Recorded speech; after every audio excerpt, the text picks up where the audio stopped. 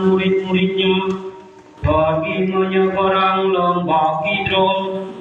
Di situ ada suatu taman dan Yesus masuk ke taman itu bersama-sama dengan murid-muridnya. Yudas yang mengkhianati Yesus tahu juga tempat itu, karena Yesus sering berkumpul di situ dengan murid-muridnya. Lalu datanglah juga Yudas ke situ dengan sepasukan prajurit dan penjaga-penjaga bait Allah yang disuruh oleh imam-imam kepala dan orang-orang Farisi. Mereka datang lengkap dengan lentera, suluk, dan senjata. Yesus tahu semua yang akan menimpa dirinya, maka ia maju ke depan dan berkata kepada mereka, "Siapa yang sedang mencari?" Jawab mereka, "Yesus dari Nazaret." Kata Yesus kepada mereka, "Akulah dia." Yudas yang mengkhianati Yesus berdiri juga di situ bersama-sama mereka. Ketika Yesus berkata kepada mereka, "Akulah dia," mundurlah mereka dan jatuh ke tanah.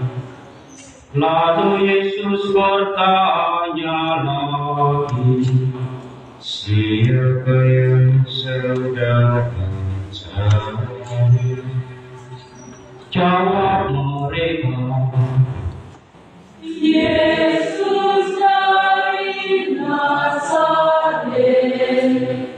Kata Yesus, "Sudah kukatakan bahwa Akulah dia. Kalau Aku yang dicari, biarkanlah mereka ini pergi." Demikian hendaknya supaya digenapilah firman yang telah dikatakannya, "Dari mereka yang Engkau serahkan kepadaku, tidak seorang pun yang Aku biarkan binasa." Lalu Simon Petrus yang membawa pedang mengurus pedang itu, meletakkannya kepada hamba imam besar dan memutuskan telinga kanannya.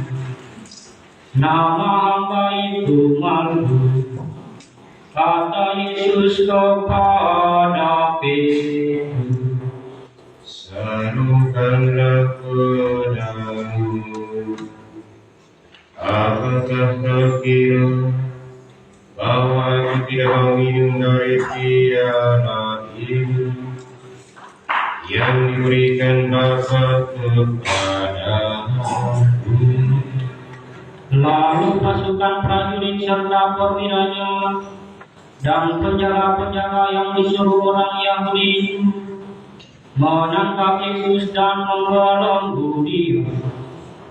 Mula-mula mereka membawanya kepada Hanas, karena Hanas adalah mertua Kayafas yang pada tahun itu menjadi imam besar.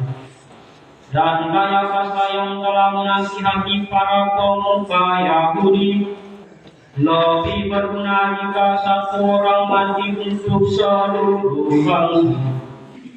Simon Petrus dan seorang murid lain mengikuti Yesus. Murid itu mengenal imam besar, dan ia masuk ke halaman istana imam besar itu. Tetapi Petrus tinggal di luar dekat pintu.